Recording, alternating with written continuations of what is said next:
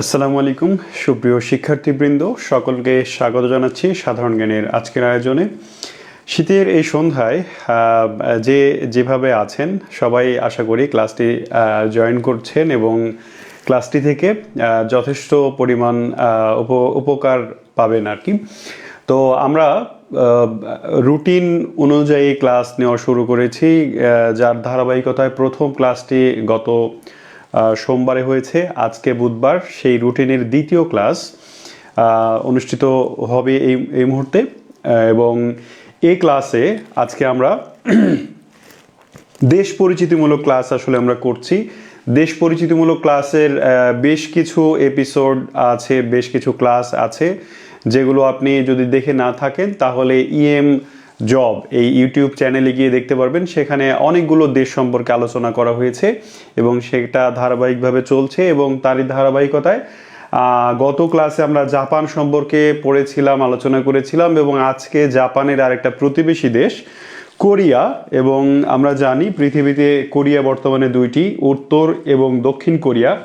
এই দুইটি দেশ সম্পর্কে আজকে জানবো। দেখেন, আন্তর্জাতিক রাজনীতি, বিশ্ব অর্থনীতি এবং এশিয়া ও প্রশান্ত মহাসাগরীয় ভূপ্রাকৃতিক বা ভূকৌশলগত অঞ্চলে এই উত্তর ও দক্ষিণ কোরিয়ার অবস্থান, এবং এই দুটি দেশের আন্তর্জাতিক অর্থনীতি, রাজনীতি এবং কি বলে যে ভূগোলে বেশ গুরুত্বপূর্ণ অবস্থান এই দুটি দেশের। তো এই দুটি দেশ সম্পর্কে আমাদের জানতে হবে। চাকরির পরীক্ষায় প্রায় এই দুটি দেশ থেকে প্রশ্ন আসে। তো কি প্রশ্ন আসে, কিভাবে আসে, সেগুলো ইচ অ্যান্ড এভরিথিং ইনশাল্লাহ আমরা জানবো এই ক্লাসে। আর একই সাথে উত্তর ও দক্ষিণ কোরিয়া আলোচনা করার কারণ হচ্ছে যখন এই আলোচনাটা আসলে যে কোনো একটা কোরিয়াকে নিয়ে করা যায় না। যখনই উত্তর কোরিয়ার আলোচনা আসে ওতপ্রোতভাবে দক্ষিণ কোরিয়ারও আলোচনা চলে আসে, কারণ অতীতে এরা একটা দেশই ছিল, তারপরে বিভিন্ন প্রেক্ষিতে, বিভিন্ন প্রেক্ষাপটে এই দুটি দেশ আলাদা হয়েছে। তো আমরা আজকে উত্তর ও দক্ষিণ কোরিয়া সম্পর্কে বিস্তারিত জানবো। তো প্রথমে আমরা ভৌগোলিক অবস্থানটা দেখে নেব। উত্তর ও দক্ষিণ কোরিয়ার ভৌগোলিক অবস্থান কোথায়? গত ক্লাসে আমরা জাপান সম্পর্কে জেনেছি এবং বলেছিলাম ক্লাসগুলো কবে কবে হয়। মিম আক্তার জুই বলছেন ক্লাসগুলো কবে কবে হয় একটু বলুন। একটু কষ্ট করে দেখবেন, রুটিন দেয়া আছে আমাদের এই ধারাবাহিক ক্লাসের। শনি, সোম এবং বুধ, শনি, সোম এবং বুধ এই 3 দিন নিয়মিত ক্লাস হচ্ছে। সন্ধ্যা 6:30টায় জিকে ক্লাস হয় এবং রাত 8:30টায় গণিত ক্লাস হয়, ঠিক আছে? এরপরে ধারাবাহিকভাবে আপনারা বাংলা এবং ইংরেজি ক্লাসগুলো ইনশাল্লাহ পাবেন। তো আপাতত আমাদের ধারাবাহিক যে ক্লাস চলছে সেটা হচ্ছে শনি, সোম এবং বুধ। এই 3 দিন সন্ধ্যা 6:30টায় জিকে এবং 8:30টায় গণিত, অর্থাৎ আজকেই রাত 8:30টার সময় কিন্তু গণিত ক্লাস নিয়ে আমাদের সামিউল স্যার কিন্তু আপনাদের সাথে থাকবেন। আশা করি সেই ক্লাসও আপনি জয়েন করবেন। তো যাই হোক, আশা করি বুঝতে পেরেছেন জুই। তাহলে আমরা ভৌগোলিক অবস্থানটা দেখে নিব উত্তর ও দক্ষিণ কোরিয়ার। উত্তর ও দক্ষিণ কোরিয়া না বলে আমরা প্রাথমিকভাবে কোরিয়াই বলবো। যখন উত্তর কোরিয়া দক্ষিণ কোরিয়া বিভক্ত হয়ে যাবে তখন আমরা দুইটা আলাদা দেশ বলবো। এই মুহূর্তে আমরা বলবো যে কোরিয়ার ভৌগোলিক অবস্থান।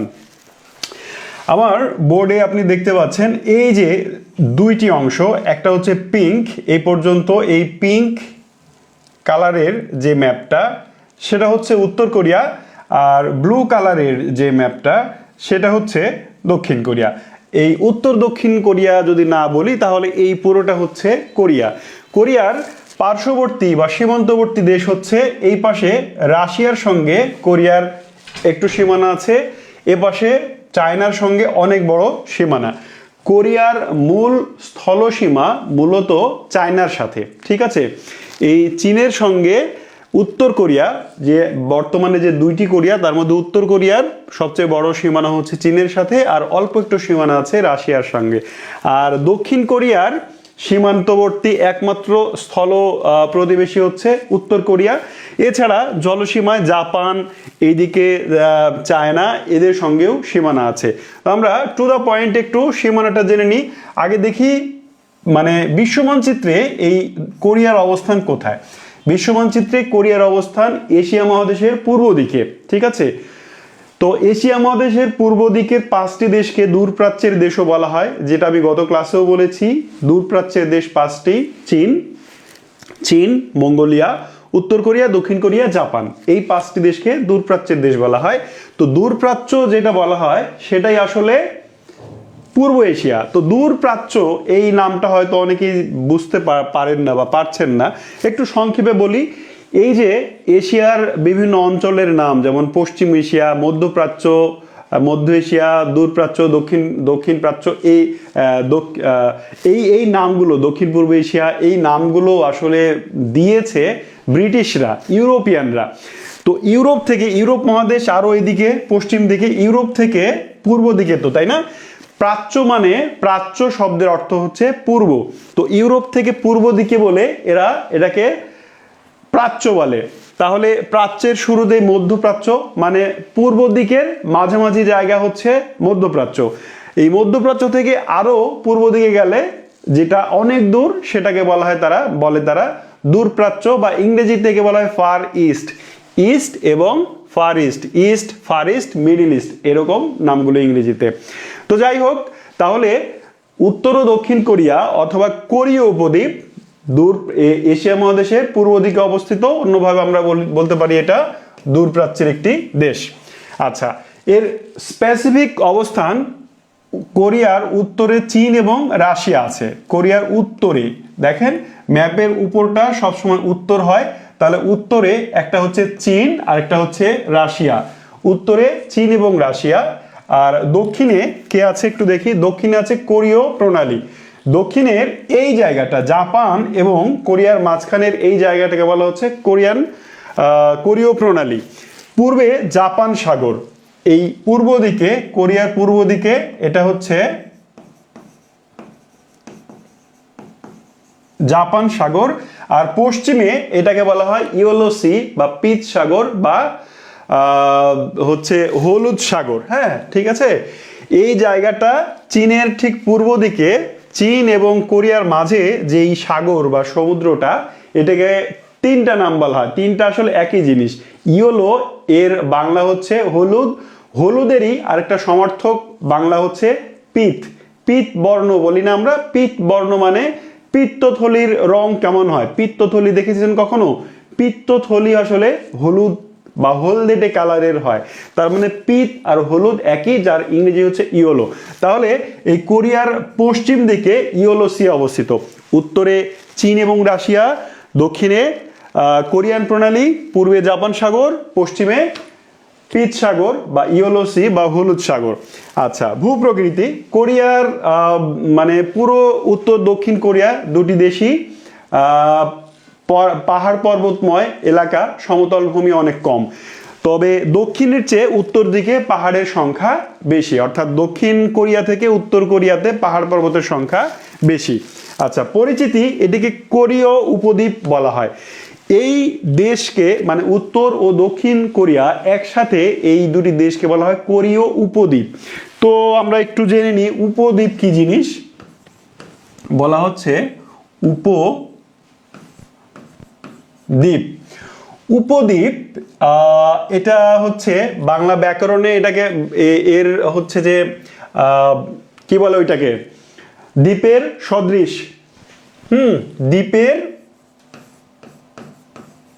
দ্বীপের সদৃশ যাকে বলা হয় উপদ্বীপ, মানে একেবারে দ্বীপ না, কিন্তু দ্বীপের মতো। তো কোরিয়ার ম্যাপটা আমরা একটু দেখে আসি। উপদ্বীপ আসলে মানে জিওগ্রাফিক্যালি উপদ্বীপ কাকে বলা হয়, ভৌগোলিকভাবে উপদ্বীপ ওই ভূখণ্ডকে বলা হয়। তার আগে সেদিন গত ক্লাসে একজন জিজ্ঞেস করেছিল যে স্যার দ্বীপ কি, দ্বীপ কাকে বলে। ধরেন এইটা বিশাল সমুদ্র, এই বিশাল সমুদ্রের মাঝখানে একটা ভূখণ্ড, যার চারিদিকে জলরাশি, এটাকে বলা হয় দ্বীপ। এবার আরেকটা ভূখণ্ড যদি আমি এরকম কল্পনা করি, ধরেন এরকম কল্পনা করছি, বা এটা অন্য কোনো শেপেও হতে পারে, যার 3 দিকে জল, এইদিকে 3 দিকে জল, আর সরু একটা স্থলভাগ দ্বারা এটা পৃথিবীর অন্য মূল ভূখণ্ডের সঙ্গে যুক্ত থাকে। তো যার চারিদিকেই পানি তাকে বলা হয় দ্বীপ, আর যার 3 দিকে পানি বা জল বা তাকে বলা হয় উপদ্বীপ। দ্বীপ না, কিন্তু দ্বীপের মতো, একেবারে মানে জেনুইন দ্বীপ না, তাকে বলা হয় উপদ্বীপ। এবার আমরা কোরিয়ার ম্যাপটা দেখি। এই পাশে জাপান সাগর, এই পাশে কোরিয়ান প্রণালী, এই পাশে হলুদ সাগর, তার মানে 1 2 3 দিকেই এর পানি। আর এই ভূখণ্ড মানে এই জায়গাটুকু মূল ভূখণ্ডের সঙ্গে যুক্ত, এই জন্যে কোরিয়াকে বলা হয় কোরীয় উপদ্বীপ। আশা করি বুঝতে পেরেছি। আর সামনে যাই, সংক্ষিপ্ত ইতিহাস। কোরিয়ার সংক্ষিপ্ত ইতিহাস এটা একটু আমরা দেখে নিব। কোরিয়া এই নামটি এসেছে একটি রাজবংশের নাম থেকে। কিভাবে কোরিয়ার নাম কিভাবে এসেছে? একটি রাজবংশের নাম থেকে। 918 থেকে 1392 সাল পর্যন্ত একটি রাজবংশ এই পুরো কোরিয়া, মানে এখন উত্তর ও দক্ষিণ কোরিয়া আছে না, এটাকে আমরা পরে বলবো, আমরা জাস্ট এখন কোরিয়া একটাই কল্পনা করব। তো এই কোরিয়া 918 থেকে 1392 সাল পর্যন্ত যে রাজবংশ শাসন করত, সেই রাজবংশের নাম ছিল গোরিয়। হ্যাঁ, ইংরেজিতে শব্দটা এরকম, গোরিয়। এই গোরিয় থেকেই কোরিয়া নামটির উৎপত্তি। আপনাকে যদি পরীক্ষায় জিজ্ঞেস করে যে কোরিয়া নামটির উৎপত্তি হয়েছে কোন শব্দ থেকে, কোন শব্দ থেকে উৎপন্ন হয়েছে, তাহলে মনে রাখবেন গোরিয় থেকে কোরিয়া। এবং এটি কিন্তু একটি রাজবংশের নাম, যেমন মোগল একটি রাজবংশ, যেমন লোধি একটি রাজবংশ, যেমন ইলিয়াস শাহী একটি রাজবংশ, এরকম গোরিয় একটি রাজবংশ। এরপরে গোরিয়দের পতনের পরে 1392 সালে জোসন রাজবংশের শুরু হয়। এটা খুব বেশি গুরুত্বপূর্ণ নয়, তবে আমাদের এইটা গুরুত্বপূর্ণ জাস্ট নামের জন্য, এইটা গুরুত্বপূর্ণ নয়, এটা ধারাবাহিকতা রক্ষার জন্য রেখেছি আমি। তবে গুরুত্বপূর্ণ হচ্ছে 1910 সাল। 1910 সালে জাপান, আমরা গত ক্লাসে জাপান সম্পর্কে পড়েছি যে জাপান শান্তির দেশ, জাপানের সংবিধানকে বলা হয় শান্তির সংবিধান। সাথে সাথে আমি এটিও বলেছিলাম যে জাপান আগে যুদ্ধবাজ একটি দেশ ছিল, সেও বিভিন্ন যুদ্ধ করে বেরিয়েছে, এবং দ্বিতীয় বিশ্বযুদ্ধের পরাজয়ের পর সে একেবারে শান্ত হয়ে গেছে, একেবারে ভদ্র সভ্য নম্র ছেলে হয়ে গেছে। ঠিক আছে, তার আগে জাপান দেখেন তার প্রতিবেশী কোরিয়াকে দখল করে রেখেছিল। 1910 সালে কোরিয়া জাপানের অধীনে চলে যায়। এরপরে 1945 সালে ওই যে দ্বিতীয় বিশ্বযুদ্ধে জাপানের পতন ঘটলো। জাপানের পতন ঘটার পরে জাপানের কাছ থেকে কোরিয়াকে কেড়ে নিল। কে কেড়ে নিল? মিত্র শক্তি। দ্বিতীয় বিশ্বযুদ্ধে দুইটি পক্ষ ছিল, একটা হচ্ছে অক্ষ শক্তি, যেখানে ছিল জাপান, জার্মানি, ইটালি, এই রাষ্ট্রগুলো ছিল, আর একটা ছিল মিত্র শক্তি, যেখানে ছিল ব্রিটেন, ফ্রান্স, রাশিয়া, ইউএসএ, এই দেশগুলো নিয়েছিল মিত্র শক্তি। তো জাপান যখন পরাজিত হলো, জাপান পরাজিত হওয়ার পরে জাপানের কাছ থেকে এই 1945 সালে কোরিয়া কেড়ে নিল। কারা কেড়ে নিল? মিত্র শক্তি। এবং কেড়ে নিয়ে এরা নিজেদের মধ্যে কোরিয়াকে ভাগ করে নিল। ব্যাপারটা একটু বিশদে বুঝাই। পৃথিবীতে কয়েকটি রাষ্ট্র আছে, 3টি রাষ্ট্রের কথা আমি বলি। এর নাম মনে করেন জার্মানি, এই রাষ্ট্রটার নাম মনে করেন জার্মানি। জার্মানি। আরেকটা রাষ্ট্র এইটা মনে করেন ভিয়েতনাম। ভিয়েতনাম। আরেকটি রাষ্ট্র এইটা হচ্ছে কোরিয়া। কোরিয়া। এই 3টি রাষ্ট্র 2 ভাগে ভাগ করা হয়েছিল। দ্বিতীয় বিশ্বযুদ্ধ নিয়ে আমি একটা ক্লাস নিব আলাদা, সেদিন যারা জানেন না দ্বিতীয় বিশ্বযুদ্ধ বিস্তারিত সেই দিন জেনে নেবেন। তো আজকে সামারিটা বলি। দ্বিতীয় বিশ্বযুদ্ধে যখন মিত্র শক্তি অর্থাৎ আমেরিকা, ব্রিটেন, ফ্রান্স, রাশিয়া এরা জয়লাভ করে, আর জাপান, জার্মানি এবং ইটালি এরা হেরে যায়, তখন যারা জিতে যায় অর্থাৎ মার্কিন নেতৃত্বাধীন বা ব্রিটিশ নেতৃত্বাধীন ওই যে গ্রুপ, ওরা কি করে, যারা হেরে যায় তাদের দেশ এবং তাদের দখল করা দেশগুলো নিজেদের মধ্যে ভাগ বাটোয়ারা করে নেয়। ব্যাপারটা হচ্ছে অনেকটা চর দখলের মতো। মনে করেন যে বাংলাদেশে 2টা গ্রুপ আমরা কল্পনা করি, যে গ্রুপ এ আর গ্রুপ বি। একটা হচ্ছে গ্রুপ এ, আরেকটা হচ্ছে গ্রুপ বি। তো গ্রুপ বি যুদ্ধে হেরে গেল। এবার এই দেশগুলো গ্রুপ বি এর দখলে ছিল। এবার যেহেতু গ্রুপ বি হেরে গেছে, সো এই দেশগুলো গ্রুপ এ কি করলো, মাঝখান দিয়ে ভাগ করে করে নিজেদের মধ্যে ভাগ করে নিল।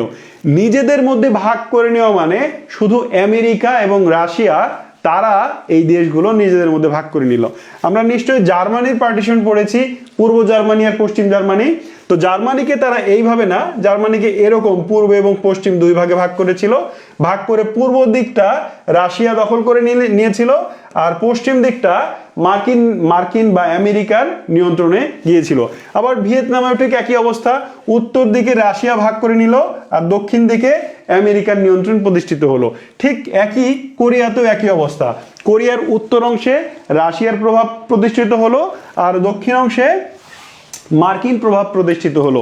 পৃথিবীতে মোটা দাগে এই তিনটি দেশ 1945 সালে দ্বিতীয় বিশ্বযুদ্ধের পর নিজেদের মধ্যে আমেরিকা এবং রাশিয়া ভাগ করে নিয়েছিল।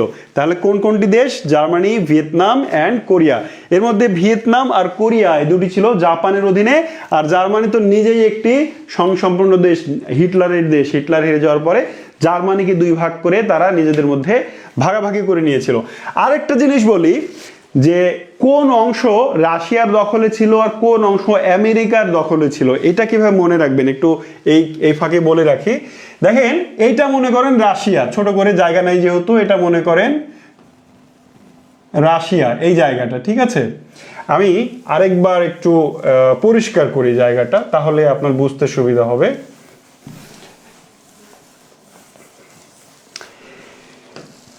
সমান করে এইটা ধরে নিলাম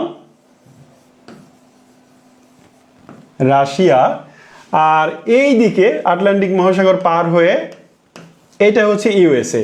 এবার আমরা তিনটি দেশ ভাগ করব। একটি হচ্ছে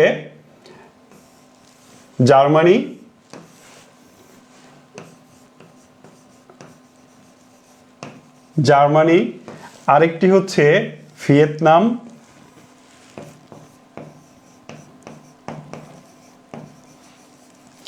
এবং আরেকটি হচ্ছে কোরিয়া। এবার কোরিয়াকে উত্তর এবং দক্ষিণ দুই ভাগে ভাগ করা হলো, ভিয়েতনামকে উত্তর এবং দক্ষিণ দুই ভাগে ভাগ করা হলো, জার্মানিকে পূর্ব এবং পশ্চিম দুই ভাগে ভাগ করা হলো।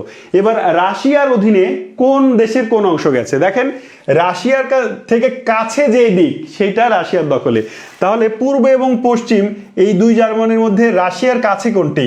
পূর্ব জার্মানি, এটা হচ্ছে পূর্ব জার্মানি, তাই না? তাহলে পূর্ব জার্মানিতে রাশিয়ার প্রভাব প্রতিষ্ঠিত হয়েছিল। ভিয়েতনাম এবং কোরিয়ার উত্তর আর দক্ষিণ ভাগ করলে কি হয়? এই উত্তর উপরের দিকটা উত্তর, এই দুইটি কিন্তু রাশিয়ার কাছাকাছি। সো কোরিয়ার উত্তর দিক, ভিয়েতনামের উত্তর দিক, আর জার্মানির পূর্ব দিক যেটা রাশিয়ার কাছাকাছি, এগুলো রাশিয়ার প্রভাব প্রতিষ্ঠিত হয়। আর বাকি যে অংশটুকু দক্ষিণ কোরিয়া, দক্ষিণ ভিয়েতনাম আর পশ্চিম জার্মানি, এই জায়গাতে আমেরিকার প্রভাব প্রতিষ্ঠিত হয়। আশা করি বোঝাতে পেরেছি। এবার আমরা দেখব যে 1948 সালে উত্তর ও দক্ষিণ কোরিয়া আলাদাভাবে রাষ্ট্র প্রতিষ্ঠিত হয়, আর 1950 থেকে 53 সালের মধ্যে দুই কোরিয়ার মধ্যে যুদ্ধ হয়, যা কোরিয়ান ওয়ার নামে পরিচিত। আমরা প্রত্যেকটাই বিস্তারিত পড়বো, আর একটু সামনে যাই। এবার আমরা দেখব জাপানি শাসন যখন 1910 থেকে 1945 সাল পর্যন্ত জাপান কোরিয়া দখল করে রেখেছিল, তখন আসলে এখানে তারা কি করেছিল? তাহলে 1910 থেকে 1945 সাল পর্যন্ত কোরিয়া জাপানের অধীনে ছিল। এখানে প্রশ্ন এটাই হয়, প্রশ্ন এটা বলে যে কোরিয়া জাপানের উপনিবেশ ছিল কত সাল বা কখন থেকে কখন পর্যন্ত, অথবা কোরিয়াতে জাপানি শাসন, জাপানি উপনিবেশ শুরু হয় কখন, আবার শেষ হয় কখন। তিনটা প্রশ্ন, একটা হচ্ছে শুরু হয় কখন, একটা হচ্ছে শেষ হয় কখন, আবার বলবে কোন সময় থেকে, মানে কতটা সময় এরা বা কোরিয়া জাপানের অধীনে ছিল। ঠিক আছে, তিনটা প্রশ্ন। তাহলে দুইটি সাল মনে রাখবেন, 1910 থেকে 1945 সাল পর্যন্ত। ঠিক আছে, আচ্ছা।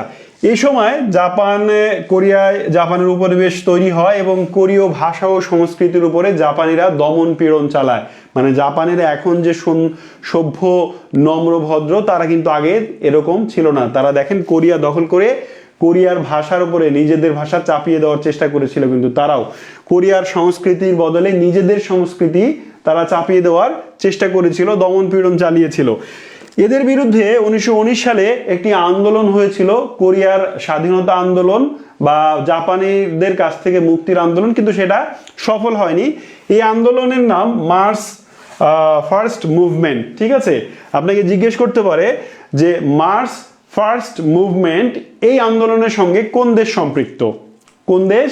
কোরিয়া সম্পৃক্ত। কার বিরুদ্ধে হয়েছিল? জাপানের বিরুদ্ধে হয়েছিল, কিন্তু এটি সফল হয়নি। এরপর আমরা দেখব কোরিয়ার বিভক্তি আর কোরিয়ার রাষ্ট্রের, দুইটি রাষ্ট্রের, উত্তর ও দক্ষিণ কোরিয়া রাষ্ট্রের জন্ম। কোরিয়া বিভক্তি তাহলে ওই যে আগেই বললাম 45 সালে জাপানের কাছ থেকে নিয়ে তারা কোরিয়াকে দুই ভাগে ভাগ করেছিল। ভাগ করে নেওয়ার পরে 1948 সালে উত্তর দিকে প্রতি হলো ডিপিআরকে। ডিপিআরকে মানে হচ্ছে democratic people's republic of Korea. আর দক্ষিণ দিকে প্রতিষ্ঠিত হলো রক, ROK, মানে রিপাবলিক অফ কোরিয়া। তো এইবার আপনাকে আমি যদি জিজ্ঞেস করি কিম জন উন, কিম জং উন, এই যে একজন মানে কি বলে শাসক আছে, তো তার কোরিয়ায় উত্তর নাকি দক্ষিণ? এটা অনেক সময় অনেকেরই ভুল হয় যে আসলে সমাজতন্ত্র বা কমিউনিজম চালু আছে কি উত্তর কোরিয়ায় নাকি দক্ষিণ কোরিয়ায়। এই পেজটা আপনার দেখলে মনে হবে যে উত্তর কোরিয়ায় গণতন্ত্র চালু আছে আর দক্ষিণ কোরিয়ায় সমাজতন্ত্র চালু আছে, এরকম মনে হতে পারে।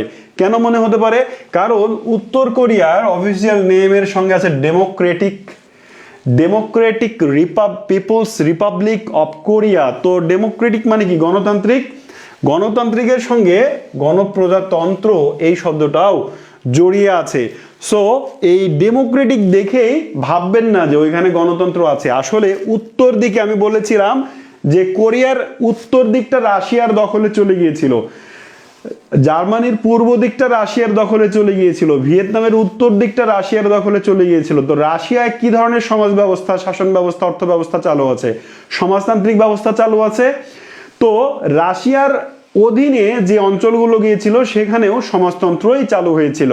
এর মধ্যে জার্মানি আবার একত্রিত হয় এবং জার্মানি বর্তমানে গণতান্ত্রিক রাষ্ট্র, সেখানে সমাজতন্ত্র টিকেনি।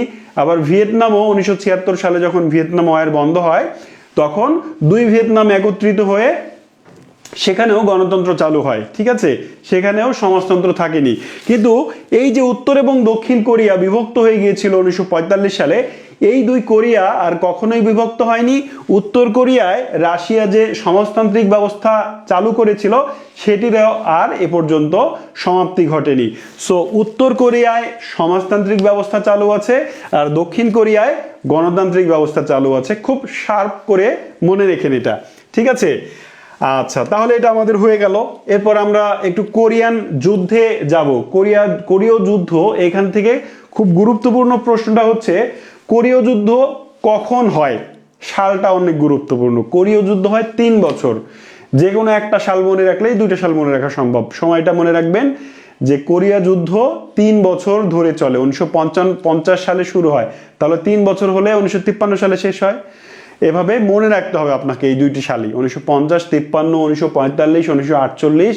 এই সালগুলো কোরিয়ার জন্য আপনাকে মনে রাখতে হবে, কারণ এই সালগুলো পরীক্ষায় আসে। কি সাল? তারও আগে মনে রাখতে হবে 1910 সাল মনে রাখবেন, কারণ ওই সময় জাপানের শাসন শুরু হয়। 1945 সাল মনে রাখবেন, কারণ ওই সময় জাপানের শাসন শেষ হয় এবং কোরিয়া ভাগ হয়। 1948 সাল মনে রাখবেন, এই সময় দুটি রাষ্ট্র হিসেবে দুই কোরিয়া প্রতিষ্ঠিত হয়। এরপর 1950 সাল মনে রাখবেন, কারণ 50 সালে কোরিয়ার মধ্যে যুদ্ধ শুরু হয়। এরপর 1953 সাল মনে রাখবেন, কারণ 53 সালে কোরীয় যুদ্ধ স্থগিত হয় বা সমাপ্ত হয়। ঠিক আছে, তো আমরা একটু দেখি টু দা পয়েন্টে কোরীয় যুদ্ধ। তাহলে উত্তর কোরিয়ায় প্রথমে দক্ষিণ কোরিয়াতে আক্রমণ করে। কোরীয় যুদ্ধ শুরু হয়েছিল, এই উত্তর কোরিয়া দক্ষিণ কোরিয়াকে আক্রমণ করে প্রথম। তো উত্তর কোরিয়ার সাপোর্টে কে কে ছিল? পৃথিবীতে বড় বড় সমাজতান্ত্রিক দেশ বর্তমানে রাশিয়া এবং চায়না। তো এবং চীনের সাথে দেখেন উত্তর কোরিয়ার বিশাল একটা সীমানা অবস্থিত। চীন সর্বতোভাবে এ যুদ্ধে, চীন এবং রাশিয়া অস্ত্র, গোলাবারুদ, সৈনিক, সৈন্য, যা লাগে সব কিছু দিয়ে উত্তর কোরিয়াকে হেল্প করেছে। তো উত্তর কোরিয়া যখন চীন এবং রাশিয়ার হেল্প পাচ্ছে, আমেরিকা বিশ্বের সবচেয়ে বড় মাতবর মোড়ল, সে কি এমনি এমনি বসে আছে? এখনো তো বসে নাই। ওই যে ভেনিজুয়েলার একটা মানে ভেনিজুয়েলা একটা স্বাধীন সার্বভৌম দেশ, মানে ব্যাপারটা হচ্ছে যে ভেনিজুয়েলার প্রেসিডেন্টকে ধরে নিয়ে যাওয়ার ব্যাপারটা হচ্ছে যেন নিজের দেশেরই একজন অপরাধীকে আমেরিকা ধরে নিয়ে গেছে, ব্যাপারটা এরকম। আসলে কিন্তু তা নয়, ভেনিজুয়েলা স্বাধীন একটা দেশ। এই স্বাধীন একটা দেশের প্রেসিডেন্টকে অ্যারেস্ট করে নিয়ে চলে যাচ্ছে আমেরিকা। তো আমেরিকা বহু আগে থেকে এরকম অ্যাগ্রেসিভ পৃথিবীতে। মানে আমেরিকা সবচেয়ে বড় মানে মানবতা রক্ষা করার কথা বলে, শান্তি রক্ষা করার কথা বলে। পৃথিবীতে আমেরিকা যদি না থাকতো তাহলে পৃথিবী আরো অনেক শান্তিময় এবং স্থিতিশীল হিসেবে পৃথিবী টিকে থাকতো, সেটা নিশ্চয়ই ফিল করেন, জানেন। তো যাই হোক, সেই আলোচনায় যাব না। আলোচনা হচ্ছিল যে উত্তর কোরিয়াকে, কোরীয় যুদ্ধ শুরু হলো 1950 সালে, প্রথম জুন মাসে এই উত্তর কোরিয়া দক্ষিণ কোরিয়াকে আক্রমণ করলো এবং এই যুদ্ধে সকল ধরনের সাপোর্ট সে চীন এবং রাশিয়ার কাছ থেকে পাচ্ছিল। এইবার দক্ষিণ কোরিয়ার কি কেউ নেই নাকি? দক্ষিণ কোরিয়ার অনেক আছে। দক্ষিণ কোরিয়ার সঙ্গে যোগ দিল আমেরিকা, ব্রিটেন, ফ্রান্স, এই শক্তিগুলো দক্ষিণ কোরিয়াকে সাপোর্ট দিল এবং আমেরিকা ডিরেক্ট অস্ত্র, গোলাবারুদ, সৈন্য দিয়ে দক্ষিণ কোরিয়াকে সহায়তা করলো এই যুদ্ধে। আচ্ছা, যুক্তরাষ্ট্রের সাথে সাথে জাতিসংঘও কিন্তু এই যুদ্ধে দক্ষিণ কোরিয়ার পক্ষে ছিল।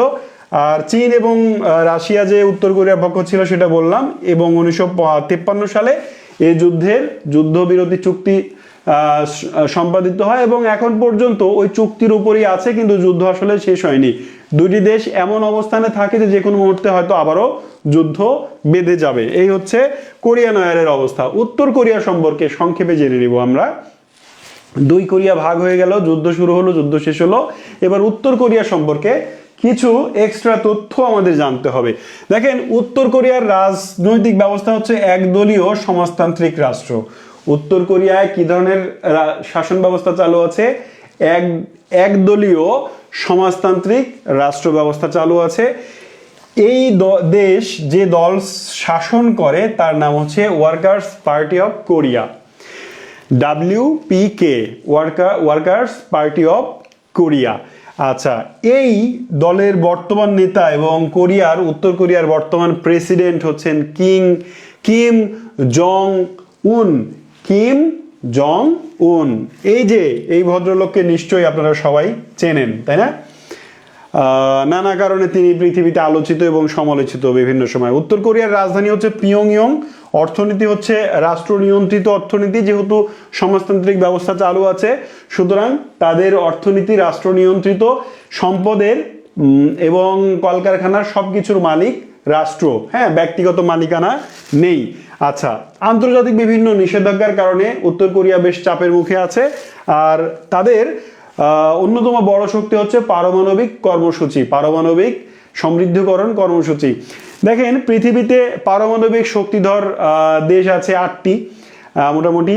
এরপরে কোরিয়া নিজেদেরকে পারমাণবিক শক্তিধর দেশ হিসেবে ঘোষণা করে, কিন্তু আমেরিকা বা ইউরোপের দেশগুলো সেটা মানতে চায় না। ঠিক আছে, কোরিয়া বলে যে আমার কাছে পারমাণবিক অস্ত্র আছে, আমি বানাচ্ছি, কিন্তু আমেরিকা বলে না না, ওদের কাছে পারমাণবিক শক্তি নাই। এদিকে ইরান, ইরাক, অন্য যে দেশগুলো মানে বিদ্যুৎ উৎপাদনের জন্য পারমাণবিক কর্মসূচি পরিচালনা করে মেইনলি, হয়তো গোপনে অস্ত্র নির্মাণেরও ব্যাপার থাকতে পারে, বাট ওরা প্রকাশ্যে বলে না যে আমরা পারমাণবিক অস্ত্র বানাচ্ছি। কিন্তু আমেরিকা বলে যে ওই বেটারা পারমাণবিক অস্ত্র বানাচ্ছে, ওদেরকে আক্রমণ করতে হয়। এরকম মাঝে মাঝেই আমরা দেখি আমেরিকা, ইসরায়েল, ইরান আক্রমণ করে। তো যে বলছে যে আমি বানাচ্ছি তার কাছে যায় না। কিম জং উন বলে, ট্রাম্পকে বলে যে বন্ধু আসো, আমি তো পারমাণবিক অস্ত্র বানাচ্ছি, আসো একটু দেখে যাও। কিন্তু ডোনাল্ড ট্রাম্প তার কাছে যায় না, মানে তাকে ছয় না, ভয় পায়। বাট ওইদিকে ইরান বা অন্য কোনো দেশ যদি বিদ্যুৎ উৎপাদন বা অন্য কোনো কাজের জন্য পারমাণবিক কর্মসূচি গ্রহণ করে, তখন বলে যে বেটারা বিশ্ব শান্তির জন্য হুমকি, ওদেরকে দমাইতে হবে। এই হচ্ছে ব্যাপার স্যাপার। যাই হোক, আর একটু সামনে যাই। এবার দক্ষিণ কোরিয়া সম্পর্কে জানবো। উত্তর কোরিয়া সম্পর্কে জানলেন তো, উত্তর কোরিয়ার প্রেসিডেন্টের নাম কি, রাজধানীর নাম কি, এগুলো মনে রেখেন, ঠিক আছে? কোন পার্টি দল দেশ শাসন করে এগুলো মনে রেখেন। আচ্ছা, দক্ষিণ কোরিয়া রাজনৈতিক অবস্থা গণতান্ত্রিক, এখানে গণতন্ত্র চালু আছে, বহুদলীয় রাজনৈতিক ব্যবস্থা চালু আছে, এর রাজধানী হচ্ছে সিউল, ঠিক আছে? আর দক্ষিণ কোরিয়ার সংস্কৃতি কি এটা আমরা একটু দেখি। কে পপ, এটা এক ধরনের গান, হ্যাঁ। তারপরে হচ্ছে সবচেয়ে বেশি যে বিখ্যাত কোরিয়ান সিনেমা, বাংলাদেশের অনেক মানুষ কিন্তু আপনারা কোরিয়ান মুভি দেখেন। এই আপনি যদি কোরিয়ান মুভি দেখেন তাহলে নিঃসন্দেহে সেটা দক্ষিণ কোরিয়ার সিনেমা দেখেন, উত্তর কোরিয়ার সিনেমা আপনি দেখেন না, ঠিক আছে? কারণ ওটা আমি দেখতেই পাবেন না আপনি। আচ্ছা, তাদের সফট পাওয়ারে শক্তিশালী রাষ্ট্র, তারা সফট পাওয়ারে শক্তিশালী রাষ্ট্র। আচ্ছা, অর্থনীতি, তাদের অর্থনীতির মানে খাত হচ্ছে শিল্প প্রধান দেশ। যেমন বিভিন্ন ইলেকট্রনিক্স পণ্য যেমন স্যামসাং, এলজি, এগুলো কিন্তু কোরিয়ান কোম্পানি। আপনার হাতে যে ফোন আছে যদি সেটা হয় স্যামসাং, আপনার বাড়িতে যে ফ্রিজ, এসি, টেলিভিশন স্যামসাং এর আছে, স্যামসাং এক কথায় স্যামসাং এই ব্র্যান্ড, এটা কিন্তু কোরিয়ান একটা কোম্পানি। এলজিও এটা, এলজি বাটারফ্লাই, আপনার বাড়িতে ফ্রিজ থাকতে পারে, এটা কিন্তু কোরিয়ান, দক্ষিণ কোরিয়ান প্রোডাক্ট। দক্ষিণ কোরিয়ার গাড়ির উৎপাদন কোম্পানি হচ্ছে হুন্দাই, খুব বিখ্যাত হুন্দাই কোম্পানি। এছাড়া কিয়া, এছাড়া তারা জাহাজ নির্মাণ শিল্পও তাদের আছে। দক্ষিণ কোরিয়ার বর্তমান প্রেসিডেন্টের নাম লি জে মিয়ং, চমৎকার নাম, তাই না? খুব সুন্দর, মনে রাখতে আমাদের অনেক সহজ হবে। লি জে মিয়ং, ইনি হচ্ছেন দক্ষিণ কোরিয়ার বর্তমানে প্রেসিডেন্ট। আর প্রধানমন্ত্রীর নাম হচ্ছে কিম মিন সিওক, কিম মিন সিওক। তো এই হচ্ছে উত্তর এবং দক্ষিণ কোরিয়া সম্পর্কে আলাদা যে জিনিসটা জানানোর ছিল, এখান থেকে এগুলো পড়ে নিয়েন। এবার সবচেয়ে আজকের ক্লাসের একেবারে ভাইটাল পয়েন্ট আসছে এইবার। এতক্ষণ যা পড়ালাম এখান থেকে যদি প্রশ্ন নাও হয়, মানে প্রশ্ন হওয়ার সম্ভাবনা অনেক বেশি কোরিয়ান যুদ্ধ থেকে, ওই জায়গা থেকে কোরিয়ান যুদ্ধ থেকে প্রশ্ন হয়, বাট ধরে নিলাম ওই জায়গা থেকে যদি প্রশ্ন নাও হয় তাহলে খুব বেশি সম্ভাবনা যে জায়গায় সেটা হচ্ছে এটা, lines between north and south Korea, উত্তর এবং দক্ষিণ কোরিয়ার মধ্যে তিনটি গুরুত্বপূর্ণ আন্তর্জাতিক সীমানা লাইন অবস্থিত, এই লাইন সম্পর্কে প্রশ্ন আসে। দেখেন নামগুলো নিশ্চয়ই শুনেছেন, যদি আপনার কাছে প্রশ্ন ব্যাংক থাকে বের করে দেখেন এই নামগুলো কত এসছে। 38 ডিগ্রি 38 প্যারালাল লাইন, যাকে আমরা বাংলায় বলি 38 ডিগ্রি অক্ষরেখা, 38 ডিগ্রি অক্ষরেখা, এটি একটি। এরপর হচ্ছে মিলিটারি ডিমার্কেশন লাইন, তারপর হচ্ছে নর্দার্ন লিমিট লাইন। দেখেন 38 ডিগ্রি অক্ষরেখা, এটি উত্তর এবং দক্ষিণ কোরিয়া যখন দ্বিতীয় বিশ্বযুদ্ধের পরে ভাগ হয় তখন এই 38 ডিগ্রি অক্ষরেখা বরাবর দুই কোরিয়াকে ভাগ করা হয়েছে। প্রত্যেকটাই আমরা একটু বিস্তারিত দেখব। তাহলে প্রথমে 38 ডিগ্রি অক্ষরেখা এবং মিলিটারি ডিমার্কেশন লাইন, এই দুটি একসাথে পড়ি, ঠিক আছে? 1945 সালে এই রেখাটা একটু দেখেন, এই যে লাল যে রেখাটা, এই রেখাটা 38 ডিগ্রি অক্ষরেখা। অক্ষরেখা নিশ্চয়ই বোঝেন, পৃথিবীকে পূর্ব থেকে পশ্চিম দিকে যে রেখাগুলো ভাগ করেছে তাকে বলা হয় দ্রাঘিমা রেখা, আর উত্তর এবং দক্ষিণ দিকে গামী এই রেখাগুলোকে বলা হয় অক্ষরেখা। তো এই অক্ষরেখার মান হচ্ছে 38 ডিগ্রি। 38 ডিগ্রি অক্ষরেখা বরাবর আমেরিকা এবং রাশিয়া 1945 সালে এই দুই কোরিয়াকে ভাগাভাগি করে নিজেদের মধ্যে নিয়ে নেয়। এরপরে 1950 সালে যখন দুই কোরিয়ার মধ্যে যুদ্ধ হয় তখন দেখেন উত্তর কোরিয়া, এটা দক্ষিণ কোরিয়া উত্তর কোরিয়ার দিকে বেশ কিছুটা ঢুকে যায়। উত্তর কোরিয়ার মধ্যে দক্ষিণ কোরিয়া এই লাল রেখা পার করে বেশ কিছুটা ঢুকে যায়। আবার নিচের দিকে আমরা যদি তাকাই তাহলে দেখতে পাচ্ছি এখানে উত্তর কোরিয়াও দক্ষিণ কোরিয়ার সমুদ্র সীমায় নিচ দিকে কিছুটা ঢুকে এসছে, মানে যে সোজা রেখা ছিল এটা সোজা নাই, এদিকে উপরে উঠে গেছে, এদিকে নিচে নেমে গেছে। তো সোজা যে লাইনটা তার নাম হচ্ছে 38 ডিগ্রি অক্ষরেখা, আর এই বাঁকা যে লাইনটা এইটার নাম হচ্ছে মিলিটারি ডিমার্কেশন লাইন। এইখান থেকে প্রশ্ন কি হবে সেটা বলি। আপনাকে জিজ্ঞেস করবে 1945 সালে কোন রেখা বরাবর উত্তর ও দক্ষিণ কোরিয়াকে ভাগ করা হয়? সাল উল্লেখ করে দিয়েছে 1945 সালে, তখন 38 ডিগ্রি অক্ষরেখা। এরপরে আপনাকে বলবে যে মিলিটারি ডিমার্কেশন লাইন কখন নির্ধারণ করা হয়? মিলিটারি ডিমার্কেশন লাইন নির্ধারণ করা হয় তাহলে 1953 সালে, মানে 50 সালের যুদ্ধ হলো, তারপরে 1953 সালে মিলিটারি ডিমার্কেশন লাইন, এই যে পাশে আমি সাল দিয়েছি, 1953 সালে মিলিটারি ডিমার্কেশন লাইন নির্ধারণ হয় যুদ্ধের পর। এখান থেকে কমন একটা প্রশ্ন, তিনটি লাইনেরই নাম দিয়ে বলবে, মিলিটারি ডিমার্কেশন লাইন অথবা 38 ডিগ্রি অক্ষরেখা অথবা নর্দার্ন লিমিট লাইন। এই তিনটি লাইন কোন দুটি দেশের সীমানা নির্ধারণ করে? মানে তিনটি একসাথেও থাকতে পারে, আবার একটা একটা করেও থাকতে পারে। বলবে কোন দুটি দেশের মধ্যে সীমানা নির্ধারণ করে, উত্তর ও দক্ষিণ কোরিয়া। তাহলে আমরা দুইটি লাইন পড়ে ফেললাম। নাম্বার 3 লাইন, সেটা হচ্ছে নর্দার্ন লিমিট লাইন। এইটা হচ্ছে উত্তর কোরিয়া থেকে নিচে, জাস্ট এইটা। হ্যাঁ, নর্দার্ন লিমিট লাইন আসলে এই সবুজটা, এখানে আমরা তিনটা রেখাই কিন্তু এখানে দেখতে পাচ্ছি। যেটা লাল সেটা 38 ডিগ্রি, এই যেটা নীল এটা হচ্ছে মিলিটারি ডিমার্কেশন, আমি একটু নাম আলাদা আলাদা করে দিই। এটা হচ্ছে 38 ডিগ্রি অক্ষ রেখা। এটি কত সালে হয়েছিল? 1945 সালে। এই যে নীল যে লাইনটা, এটা হচ্ছে মিলিটারি ডিমার্কেশন লাইন, এইটাই আমি আর না লিখে এখানে দিয়ে দিই মিলিটারি ডিমার্কেশন লাইন। এবং সর্বশেষ যেটা, এইটার নাম হচ্ছে নর্দার্ন